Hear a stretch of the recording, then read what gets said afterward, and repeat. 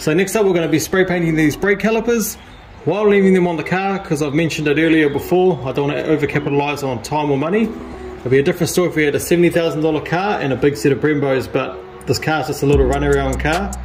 So yeah, and the brakes don't look that great to start with. So what we have done already is just gave that a quick linish. So linishing that back gives it a nice smooth surface, which will give it a more of a shinier appearance when you paint them. And what else we've done is we'll mask it up with tin foil. It's the quickest way to do things. You can get in all the little nooks and crannies.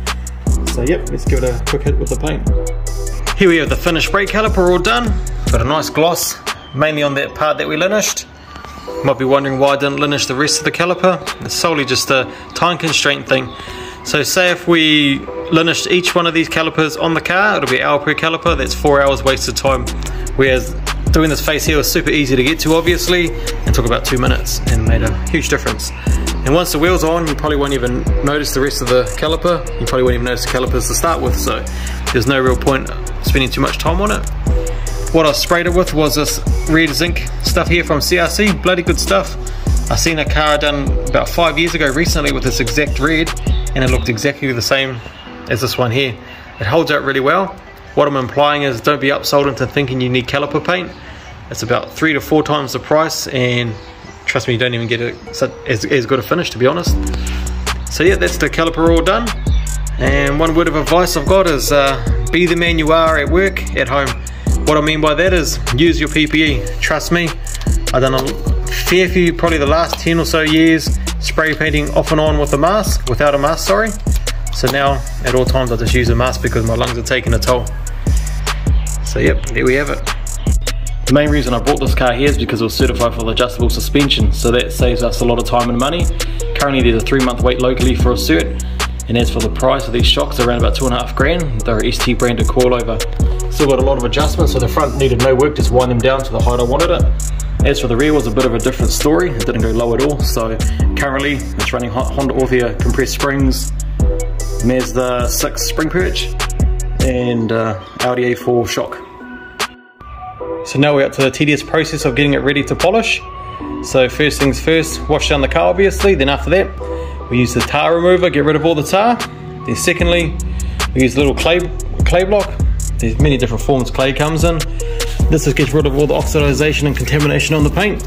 Won't go into too much detail, as I'll do a proper in-depth in the science behind cutting and polishing and all that type of carry on, but for the now, so wash the car, tar it, get rid of the iron, use a clay bar, then we can start cutting it. Now that the paint's all prepped, we're about to polish it. So what we're going to use is this wool pad on the left hand side with the Ultra Cut, that's your cutting compound from Caliper. And then on the right hand side here we've got the finishing polish with a 3D light purple pad. This step here, a lot of people overcomplicate it. It's super simple. There's a lot of gimmicky stuff out there. It can be sold into consumerism, but this is all you need. This is all I'll use is just 2 compounds, 2 pads, and that'll get you a hologram free finish on a black paint job. So the biggest job is out of the way on this car, the cutting and buffing. So the car's all polished up, looking a lot better than it was. Next thing up is we're going to be wrapping the window trims. So I've pre-cut all the wrap there, and we'll just be going all along these. Black it right out, should look good. We've just completed the last task for this car, and that was painting these roof rails. The top coat for this was PPG Ditzler Satin Black, Hot Rod Black they call it, as a single stage paint. Check that out, beautiful sheen to it. So it's not cheap like a matte, and then you don't want to have gloss on gloss too much as well, because that can also look too cheap. So it's broken it up a lot. It's going to look pretty good once it's all unmasked. So all that's left for this car now is to obviously demask it, clean up all the compound, and just give the car a good detail, clean all the shuts, engine bay, and that's really it. We're good to go. Here we have the finished product. I'm wrapping all the chrome around the windows, so that's all sorted now, and also the tint. So we've got 5% tints all around and a 35% on the front windscreen. Here's the ride height for the Audi, sitting nice and low now. What we had to do was clearance the front wheel liners, so just take a notch out of them, roll the front guards, and that was pretty much it for the front. As for the rear, just had to roll the guards and remove the inner lining completely, and that was it basically. So the wheels are based on a 2022 RS6 wheel. Look really good, definitely giving it a bit more of a modern feel, the whole car being blacked out and these wheels. So yeah, couldn't have asked for a better spec for the wheels. So the fitment is 20 by 9.5 and the offset is 25. The tyre we're running is a 225 30/20 on it, but check that out, just perfect. And as for the back, we're about a mil away from the rear guard, or maybe two. It's, yeah, pretty good fit. Doesn't rub at all, obviously.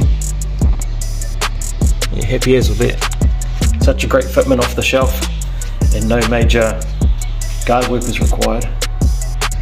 So as for the rest of the car, we debadged it all, removed the two off the front fenders.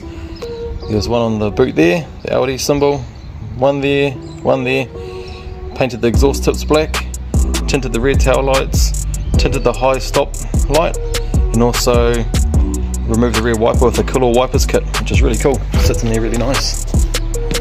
That's it there.